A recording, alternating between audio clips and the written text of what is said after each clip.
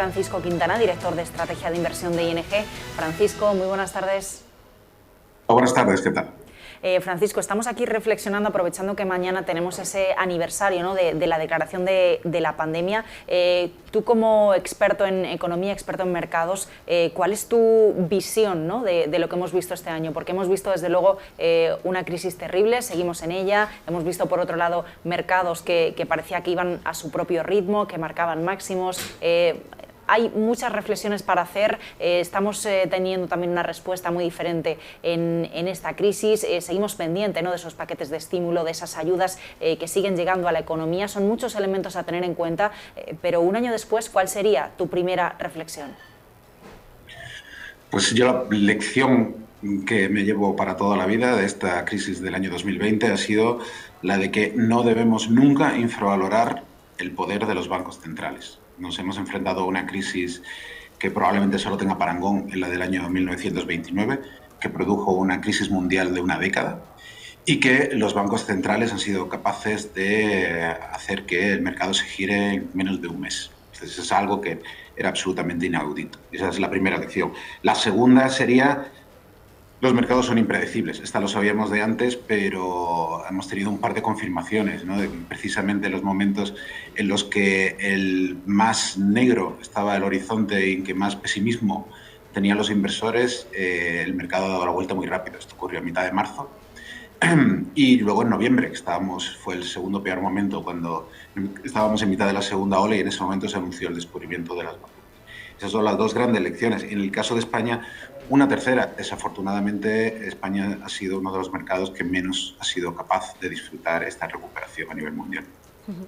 Francisco, bueno, muchos frentes, muchas claves que has tocado en una respuesta. Me gustaría ahondar un poquito en la parte de los bancos centrales. Además, aprovechando que mañana jueves pues tenemos la comparecencia de Christine Lagarde, bueno, sin duda alguna en este año de pandemia, de crisis sanitaria, hemos visto que los bancos centrales pues siguen estando ahí para dar apoyo, y cuando se ha necesitado han seguido con esas inyecciones masivas de liquidez a la economía.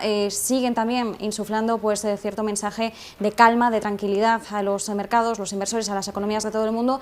Y ahora, en este punto en el que nos encontramos, ¿ahora qué? ¿Es momento de dejar las palabras y pasar a la acción en vistas a que, bueno, la inflación se plantee ya de forma seria sobre la mesa, o todavía queda mucho para eso?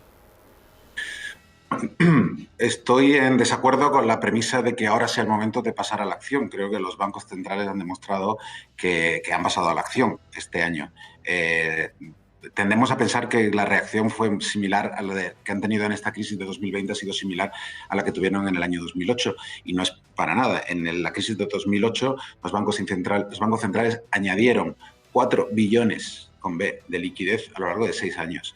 En 2020 han añadido 8, el doble en un año. Entonces, la acción de los bancos centrales ha sido rápida y muy fuerte, como nada que hayamos visto con anterioridad. Ahora, ¿qué vamos a ver a partir de ahora? Pues nuestra previsión es que el Banco Central Europeo haga una valoración bastante cauta de la inflación, es decir, que no se alarme por las expectativas de inflación, que por otro lado parece que solo tienen los inversores. El consenso de Bloomberg para España, por ejemplo, dice que la inflación será del 1% este año. Nosotros creemos que será un poquito más alta. Sin duda habrá inflación por una cuestión técnica, porque el año pasado se desplomaron los precios, y el ejemplo más claro es el petróleo. Hace un año estaba a $10 el barril, ahora está a 70. La inflación se mide en términos interanuales. Por supuesto que va a subir, pero creemos que es un repunte temporal y técnico, y creemos que el Banco Central va a estar de acuerdo con esto. ¿Y eso qué implica? Que no va a haber un cambio de política monetaria, que no va a llegar el momento de retirar estímulos. Si hubiera algún cambio, sería por el otro lado, de aumentar el apoyo, pero tampoco creemos que sea necesario esto. Entonces esperamos una reunión del Banco Central bastante tranquila. En este mundo inundado de liquidez también estamos mirando mucho, Francisco, a lo que sucede con la deuda, ¿no?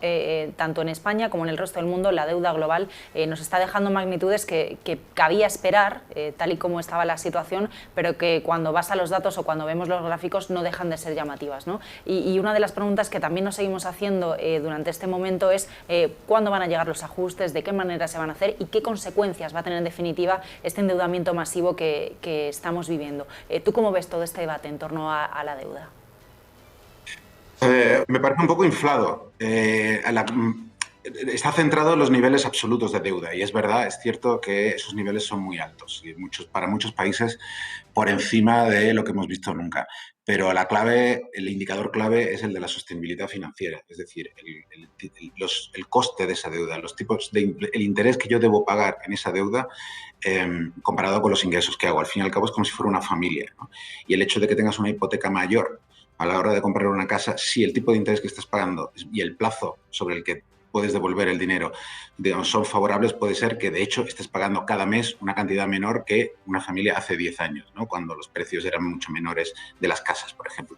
Pues algo así estamos viendo a nivel de la deuda internacional. Estamos viendo tipos de interés más bajos de los que hayamos visto nunca, con perspectivas de que no van a cambiar, porque eso depende de los bancos centrales y los bancos centrales no tienen ninguna previsión de cambiar, y con unos mercados, por otro lado, que están comprando todo lo que se emite. Eso hace que no parezca que vaya a ser un problema de estrés financiero. Y luego, ¿cómo vamos a salir de esto? Pues de la inflación se puede salir simplemente aumentando la economía. La inflación se mide en términos relativos a la economía de un país. Entonces, simplemente si dejamos de emitir o deceleramos la emisión en el futuro y la economía sigue creciendo, pues ese porcentaje, digamos, se irá reduciendo poco a poco.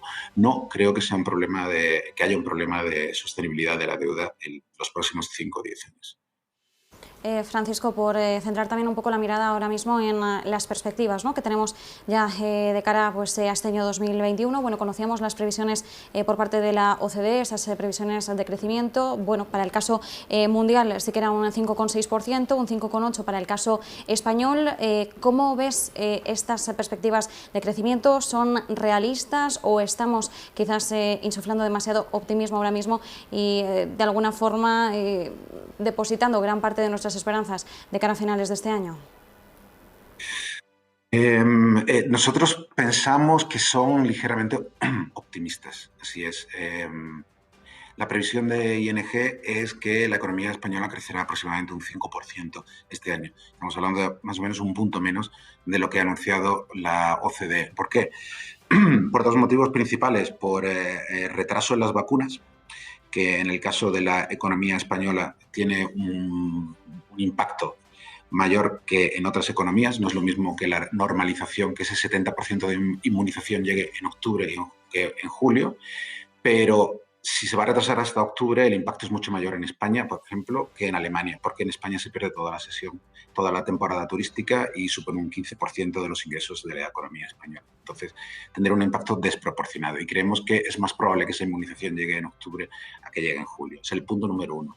Y el punto número dos es por el ahorro de precaución de las familias españolas. En general, muchas de las previsiones de recuperación a nivel mundial se basan en que las familias han estado acumulando ahorro, en el caso de Estados Unidos porque les han ingresado más dinero, en el caso de Europa porque a lo mejor han podido gastar menos, no han podido salir de vacaciones. Y ahora se supone que gran parte de ese dinero va a entrar como una avalancha en la economía y va a ser lo que impulse el crecimiento económico. Creemos que en España esa avalancha no se va a producir y que la familia española, comparada con el resto del mundo, va a tomar una posición más conservadora con sus ahorros y eso va a impedir que el PIB se dispare, como a lo mejor vemos en otros países. Por eso somos un poco más. Francisco, una última cuestión por mi parte al menos. ¿Cómo ves también todas las dudas que tenemos hasta el momento? Porque hemos visto, por ejemplo, en términos de empleo, ¿no?, cómo los ERTEs aguantaban parte de la destrucción del mercado laboral. Hemos visto el tema de las moratorias. Este viernes previsiblemente se van a aprobar esa extensión de la moratoria concursal, también ese paquete de los 11.000 millones que estamos esperando de ayudas a las empresas, pero en definitiva hay una serie de debates sobre en cuánto y de qué manera se siguen extendiendo en el tiempo este tipo de ayudas y las consecuencias que pueden tener para empresas y para el empleo a medida que se siga dilatando en el tiempo, ¿no? Porque eran medidas que en principio se habían mirado más a corto plazo y en definitiva, bueno, pues la pandemia se ha extendido más, ¿no? ¿Qué consecuencias crees que pueden tener y cómo ves el debate que hay en torno a ¿es necesario desescalar este tipo de ayudas también o no? Estamos ante un territorio con el que nunca antes se había experimentado. Entonces no tenemos realmente ninguna experiencia en saber cómo se reabsorben este tipo de programas especiales. Entonces es un poco disparar en la oscuridad. Nuestra previsión es que estos programas se extenderán tanto como sea necesario y que el impacto en el empleo no será permanente. ¿Eso que implica? Que veremos un repunte del desempleo, parte del desempleo se destruirá y lo veremos como aumenta el desempleo en la primera parte de este año y que poco a poco luego se irá reabsorbiendo. Entonces, en ese sentido estamos más o menos en línea con el consenso. Un desempleo que superaría el 17% de media en 2021 y que luego empezaría muy suavemente a reducirse sobre los siguientes años. Entonces, eso implica que no esperamos que haya cicatrices permanentes por parte de estos ERTE, es decir, que se reabsorbería con éxito en gran parte. Recordemos que empezamos la crisis con un 13,5%, un 14%, y que ese 3% extra, 4% extra de desempleo que se va a generar puede tardar 5, 6, 7 años. Entonces, no es que sea un gran éxito, pero la alternativa sería mucho peor. Recordemos que en abril el Banco de España estaba esperando que el desempleo alcanzaría en España el 30% en el último trimestre de 2020 y hemos cerrado en un 16 y algo. Entonces, éxito relativo. Francisco, también última pregunta ya por mi parte y bueno, que hemos empezado además con algo de retraso y ya te dejamos en paz. Por situar un poco el escenario también en cuanto a las bolsas, en términos generales ahora mismo, ¿cuál sería el principal escenario que están descontando y cómo de realista sería ese escenario? El escenario para 2021 es uno caracterizado por dos rasgos. El primero, recuperación económica. Tendrá muchos baches, pero estamos en un año de clara recuperación económica, que es probablemente en el caso de España el grueso de la recuperación tendría lugar el año que viene, pero recuperación económica en general, sobre todo a partir del verano. Y el segundo, apoyo de los bancos centrales. Entonces, un entorno de recuperación con Banco Central es un entorno positivo para las bolsas. En particular, lo es para los sectores cíclicos y desde el punto de vista geográfico lo es para los países que peor lo han hecho en el pasado y que tienen más exposición a los cíclicos. Eso incluye España, ¿no? España además tiene la particularidad de que es uno de los mercados más baratos, de los mercados desarrollados más baratos, mucho más. Tienen precios de mercados emergentes. Ahora mismo se pagan los PERS, los múltiplos de unos 15 múltiplos, mientras que Estados Unidos, Europa y en general el mundo están bastante más caros. Tiene una rentabilidad por dividendo más alta que en la media y esto hace un mercado particularmente atractivo. Ese es más o menos el consenso. ¿Cómo de realista este consenso? Es bastante realista, pero si algo nos ha enseñado el año pasado es que el mercado se da muchas vueltas y no es muy recomendable hacer apuestas fuertes por ningún mercado, por ninguna geografía específica. Nosotros no estamos recomendando a nuestros clientes que aumenten la exposición a España, recomendamos una diversificación absoluta independientemente de cuáles sean las previsiones. Francisco Quintana, muchísimas gracias por acompañarnos este ratito en Negocios Televisión y bueno, pues acompañarnos en esta reflexión sobre este año de pandemia. Muy buenas tardes, gracias. Un placer, gracias.